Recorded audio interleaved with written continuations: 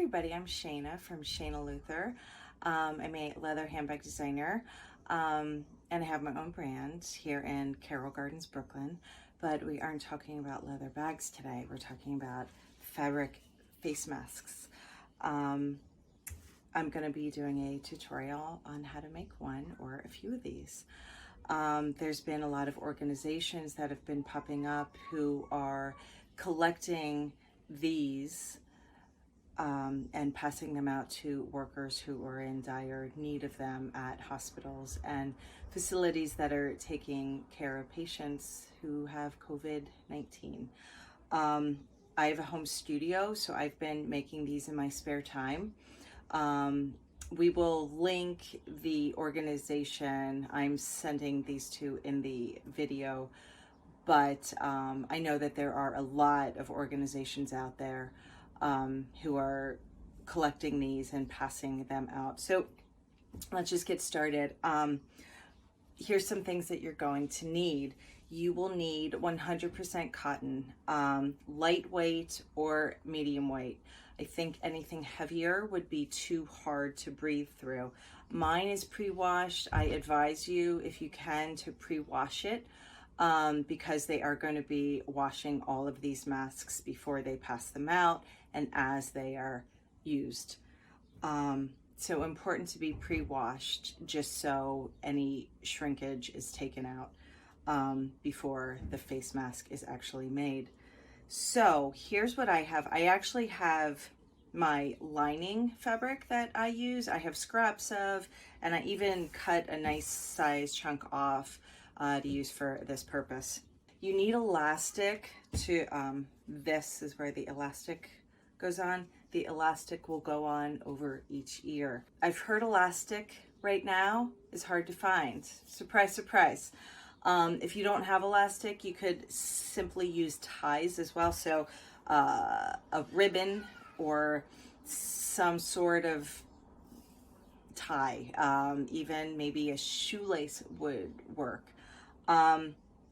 Because instead of putting them around ears, they could, so a tie could be here and a tie could not be here, and then they tie it around in two places. So you could also do that if you don't have any elastic. And you need an iron and you need a sewing machine, and that's pretty much it. They're very straightforward, they're very easy, so let's get started. The first thing I like to do is draw out 8-inch squares. Now I actually have my cotton lining folded over, so when I cut each square, I'm actually going to be cutting two. So, sorry, I don't know why I have a pencil. Okay, so you're cutting 8-inch squares, so I'm just going to go ahead and do a few of those now.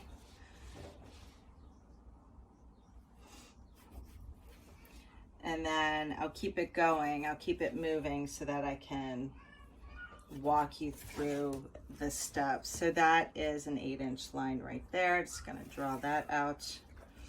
That's on a fold, do 8 inches here, 8 inches here. And this is barely 8 inches. I might make it 7 3/4. Now I have a rotary cutter. It makes cutting this sort of stuff pretty easy. You could easily use a pair of scissors, no problem at all. So first thing I'm going to do is go ahead and cut on that line there. Having a trouble because it's not my normal angle here.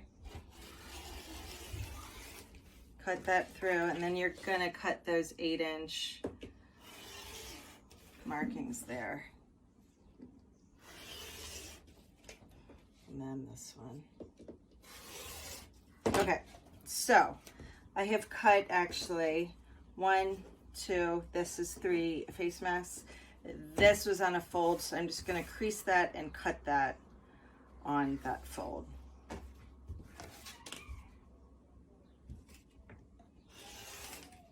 Okay, so now you have 3, well, you really have 6 squares, but each one of these is, each one of these groups is going to make one face mask. So let's get started. You're going to put the right sides of the fabric together like that. And then what you're going to do is do a straight stitch on the top and along the bottom right here. So essentially you're kind of making a tube. Okay, so I'm gonna go ahead and do that, and then I'll meet you at the ironing board.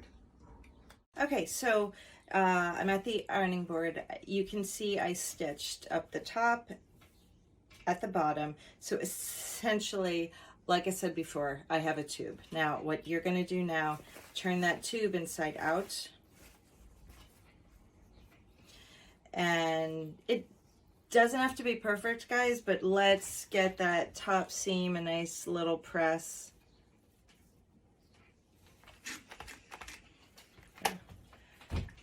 Out of steam, and go ahead and do the same at the bottom, because this is actually going to be the top and bottom of the face mask. Okay, now we got that nice and pressed. Now we're going to do the pleats. It seems daunting, but don't freak out about it. So why do we do pleats? We create 3 pleats in the face mask, which allows the mask to kind of create a curve and form to a human face. If it were just a strip of fabric, it would just go across a face, not much protection. So these pleats allow the mask to kind of cover up most places and go around the curves of a human face. So that's what we're going to do now. Now, it does not have to be perfect, but try to keep them somewhat even. So with my fingers, I'm just gonna go in here and start making the pleats. And then after, take the iron. And so that's not perfect, but it will do. And then just get that, hit that with the iron. Ooh, I'm out of steam. Hit that with the iron on front and back.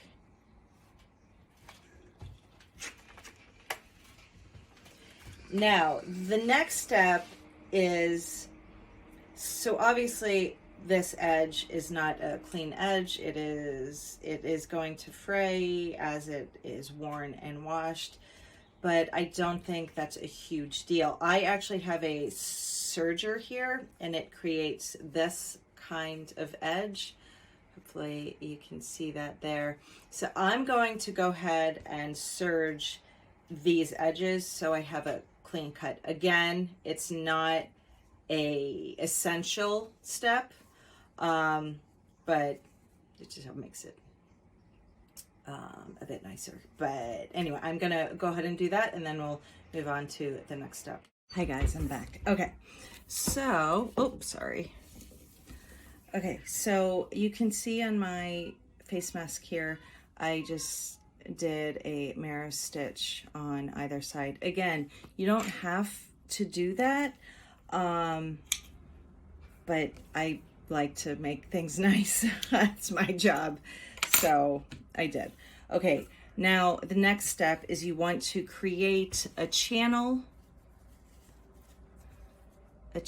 for the elastic or ties to go through so that they could go over the ears. So all I'm going to do here is fold this down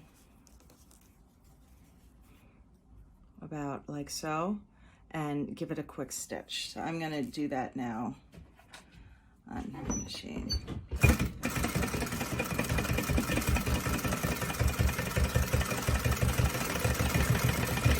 Be sure to top stitch or back stitch at the start of the seam and the end of the seam. That's always important.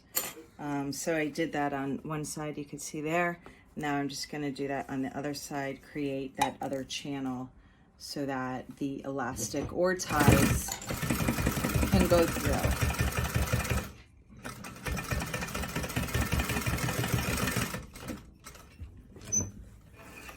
again, be sure to back stitch when you start sewing and when you end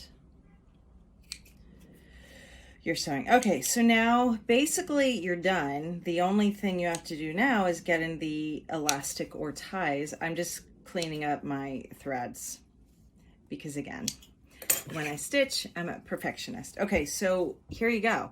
This is basically it. Okay, now I'm gonna take my elastic. I have black, not a great combo, but hey,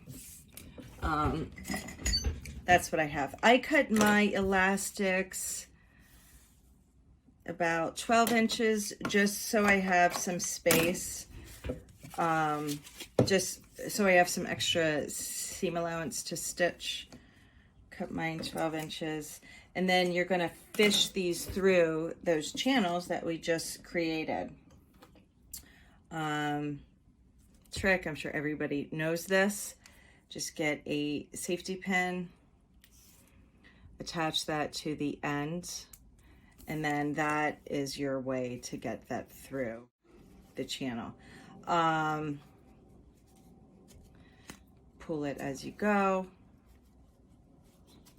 May get stuck up on the pleats. Just keep working it through. See, there you go. And then do the other side as well.